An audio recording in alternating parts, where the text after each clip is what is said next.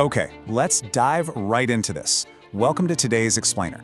Think about the last time you were stuck on hold with, say, an airline. You're repeating your confirmation number for the third time and you can literally feel your blood pressure spiking. You know the exact feeling, right? Well, what exactly went wrong there? Today we're going to embark on a pretty fascinating forensic breakdown of exactly where and why customer interactions like that derail. We're going to uncover the complete life cycle of an inbound call, piece by piece. We'll act as, well, basically diagnostic detectives to understand the true origins of customer dissatisfaction in detail. So if you're a fan of clear, structured learning, you are absolutely in the right place. Here is our roadmap for today. First, we'll look at the phases of a normal call. Then, spotting the difficult customer. Third, the triggers of customer dissatisfaction. And finally, professional-caused poor service. Let's hit Phase 1. Section 1. Phases of a normal call. We've got to establish our baseline here. Okay, so every normal inbound call has this structural rhythm to it. It moves smoothly through progressive phases: initiation, progression, and resolution. Think of initiation as the greeting and that initial info gathering, like when an agent verifies your account details. Progression, well, that's the real meat of the call. It's the active troubleshooting or answering of the core question. And resolution is simply the fix and the sign-off. When a call is healthy, it moves in a straight line through these expected steps. Imagine calling your internet provider because your router is doing that dreaded flashing red thing.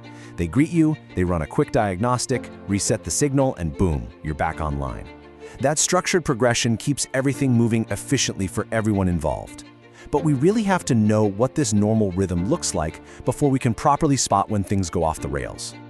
Moving on to Section 2, spotting the difficult customer. This is where we look for the anomaly.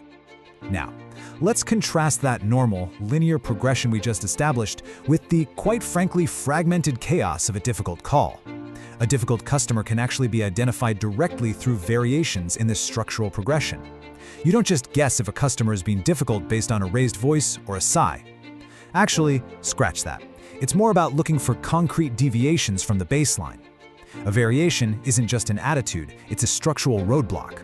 It's when a customer forces the conversation to loop all the way back to initiation by repeatedly bringing up past grievances, or when they stall the progression entirely by just refusing to answer simple troubleshooting questions. When those progressive phases fragment, repeat, or completely stall out, bingo. You've successfully spotted the anomaly.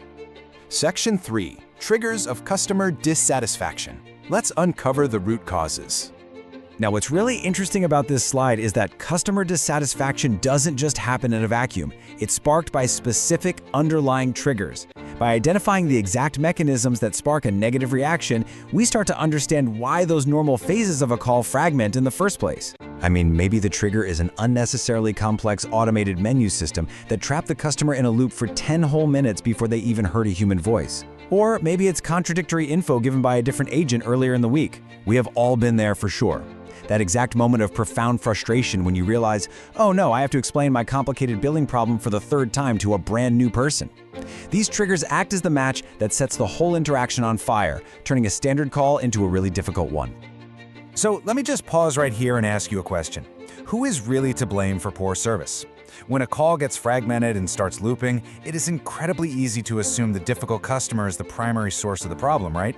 Well, get ready, because here comes a twist in our diagnostic investigation. Section 4. Professional-caused poor service. The unexpected twist. So, the crucial point is that the root causes of poor service are sometimes directly generated by the person wearing the headset. Crazy, right? This happens through subtle and sometimes not so subtle micro-actions from the service professional themselves. We're talking about things like sighing audibly before answering a question, or using this condescending industry jargon that just makes the caller feel foolish, or even maintaining a rigid, robotic adherence to a script when the customer clearly just needs a normal human response. These professional missteps are often the very triggers that shatter that normal call progression and create the structural variations we were just talking about. Honestly, it's a real game changer because it completely reframes how we analyze a failed interaction. To wrap this explainer up, I really want to leave you with a provocative thought. When a call derails, could the initial trigger have been you? It's a pretty powerful challenge for anyone in a customer-facing role. Before simply labeling someone a difficult customer, it is absolutely crucial to audit your own adherence to the normal call phases. Check for those professional microactions that might have sparked the friction in the first place.